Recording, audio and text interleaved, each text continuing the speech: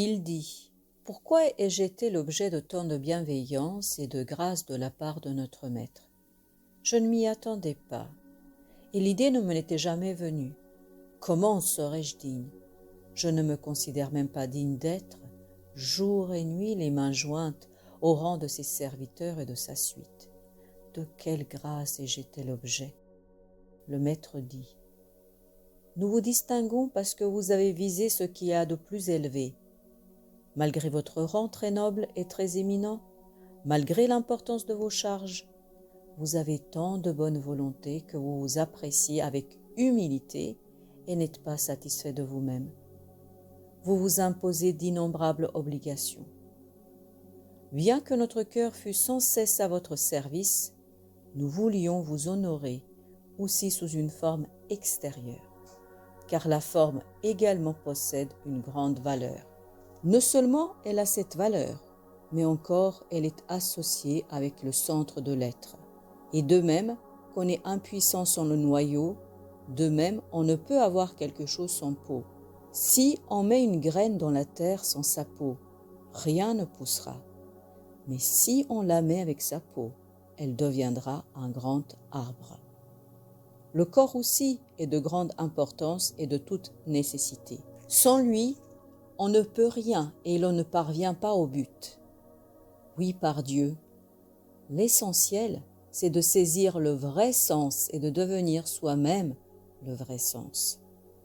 Si on dit « Où que vous tourniez votre visage est la face de Dieu », cette face est toujours présente, actuelle, continue et éternelle.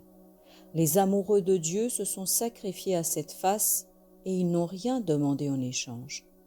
Les autres ne sont que des bêtes. Le Maître dit: Même s'ils ne sont que des bêtes, ils sont dignes de recevoir un certain bienfait. Ils sont dans l'étable, pourtant ils sont l'objet des soins du Maître de l'étable. S'il le veut, il peut les transférer de cette étable dans une autre.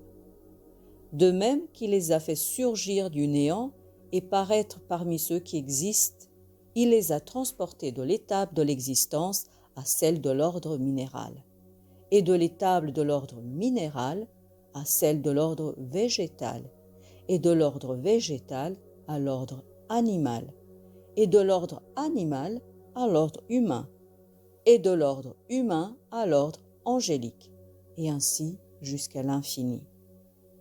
Il a manifesté tout cela afin que tu reconnaisses qu'il a tant d'étables hiérarchiquement classées, couche sur couche, mais pourquoi n'y croit-il pas? Dieu a manifesté ses ordres afin que tu reconnaisses les autres degrés qui restent à parcourir. Il ne les a pas montrés pour que tu les nies et que tu le dises. C'est là tout ce qui existe. L'artiste montre son art et son talent afin qu'on croie en lui et qu'on reconnaisse ses capacités. De même, si un roi offre un habit d'honneur et un présent à quelqu'un, s'il lui témoigne de l'affection, c'est pour que les gens s'attendent à d'autres dons de sa part.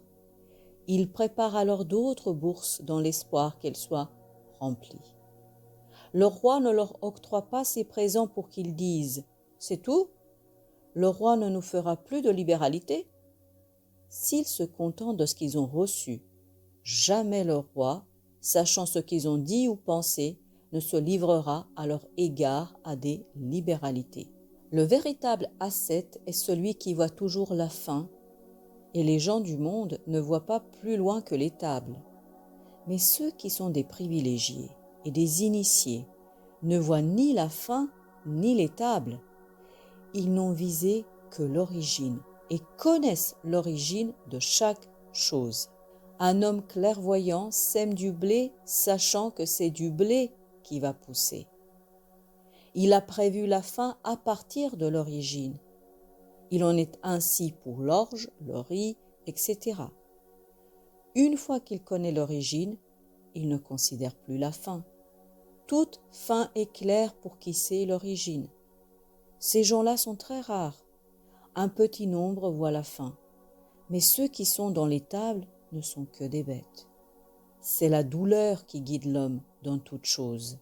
Tant que la douleur, la passion et le désir d'une chose ne surgissent pas dans son cœur, jamais il ne tendra vers elle, et il ne lui sera jamais possible de réaliser ses désirs, qu'il s'agisse de ce monde ou de l'autre, de commerce, de royauté, de science, d'astronomie, etc.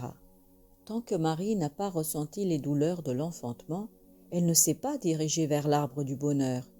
Les douleurs de l'enfantement la firent se diriger vers le tronc du dattier. Cette douleur la poussa vers l'arbre, et cet arbre qui était desséché produisit des fruits.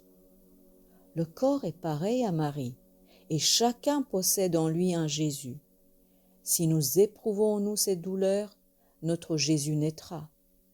Mais si nous ne sentons aucune douleur, Jésus, par le chemin secret qu'il avait pris, s'en retourne à son origine, nous laissant privés de ses bienfaits.